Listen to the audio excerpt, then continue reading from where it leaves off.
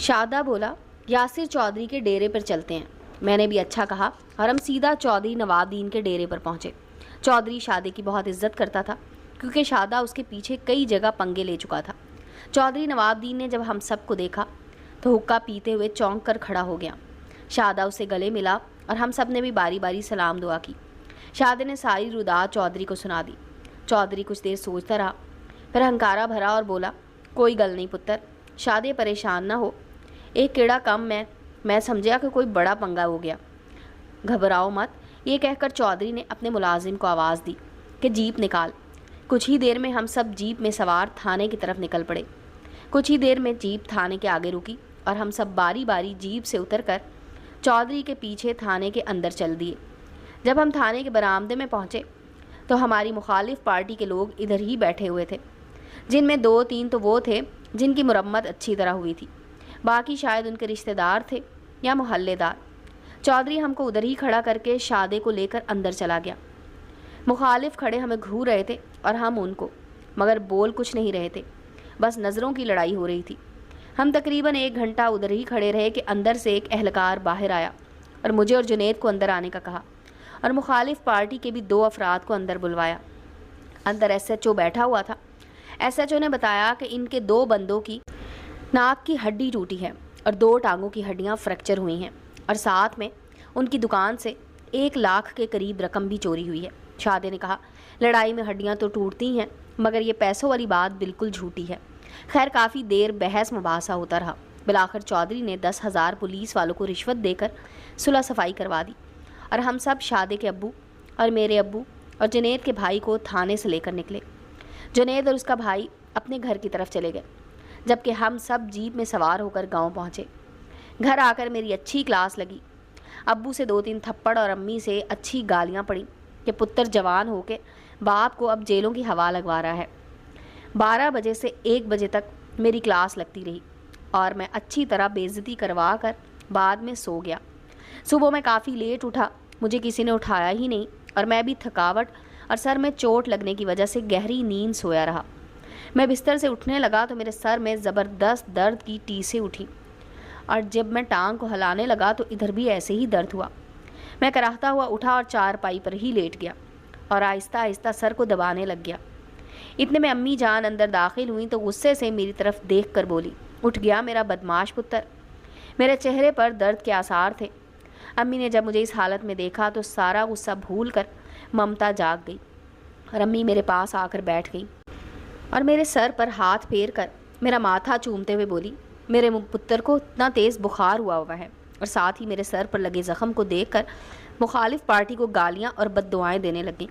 کچھ دیر ایسے ہی امی لاڈ کرتی رہیں اور پھر میرا سر اپنی گود میں رکھ کر ہاتھ سے میرے سر کے بالوں کو سہلانے لگ گئیں۔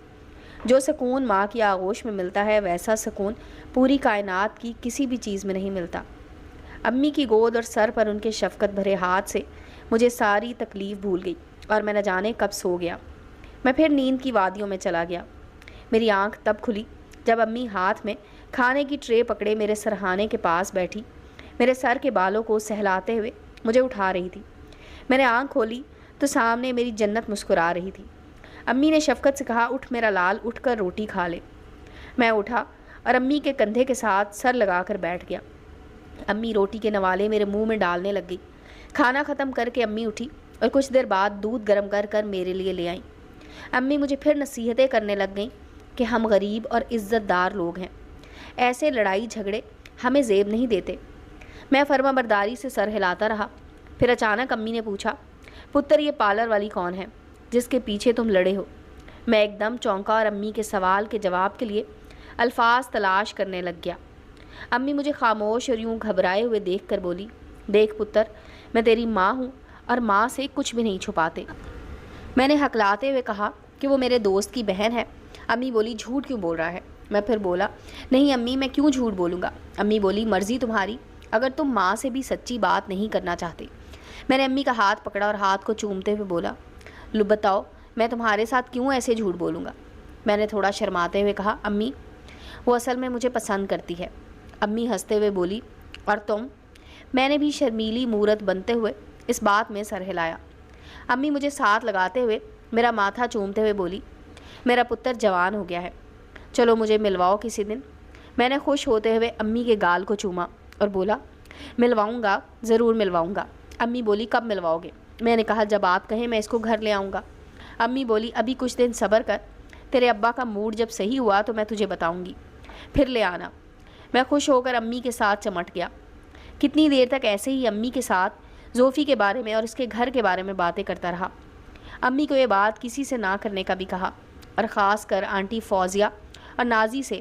امی نے مجھے تسلی دی اور پھر امی چلی گئی، اور میں بھی اٹھا اور کپڑے بدل کر گاؤں کے ہی ایک ڈاکٹر کے پاس گیا۔ اس سے سر پر پٹی کروائی اور دوائی لی، اور پھر گھر کی طرف چل دیا۔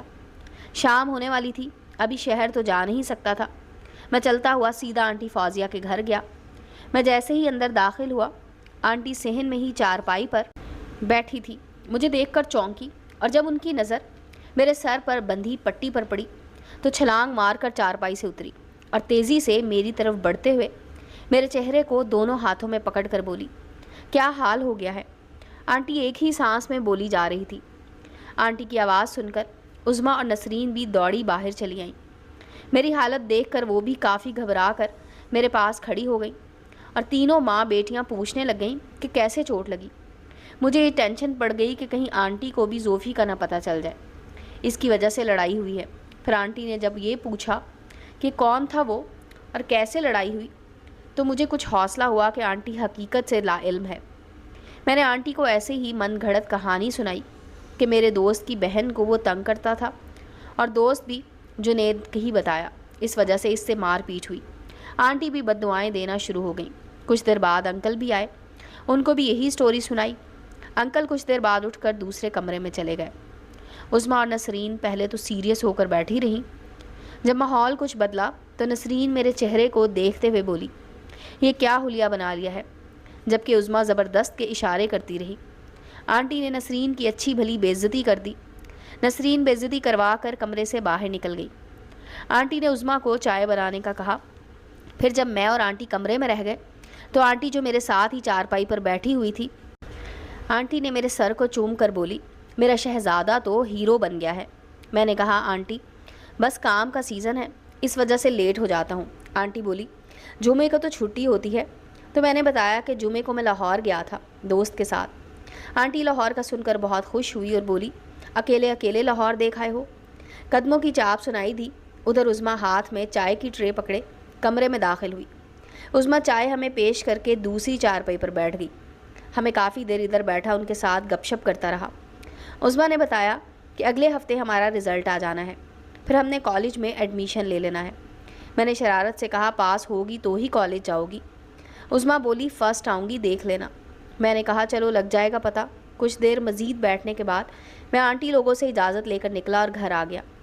ابو کا موڈ خراب تھا اور نازی مجھے طنزیہ نظروں سے دیکھ رہی تھی۔ میری اس کے ساتھ ہلکی پھلکی منہ ماری ہوئی۔ رات کو امی نے مجھے باہر نہیں جانے دیا اور میں تھکاوٹ محسوس کر رہا تھا، اس لیے جلد ہی سو گیا۔ اگلے دن بھی میں گھر پر ہی رہا۔ امی نے مجھے شہر جانے سے سختی سے منع کیا کہ ابھی 2-4 دن شہر نہیں جانا۔ میرا دل کر رہا تھا کہ زوفی کو ایک بار دیکھوں، پتہ نہیں وہ کس حال میں ہوگی، مگر امی کسی قیمت پر نہیں مان رہی تھی۔ میں نے بہت منتیں کی، مگر ابو کا سختی سے آرڈر تھا کہ اسے ابھی شہر نہیں جانے دینا۔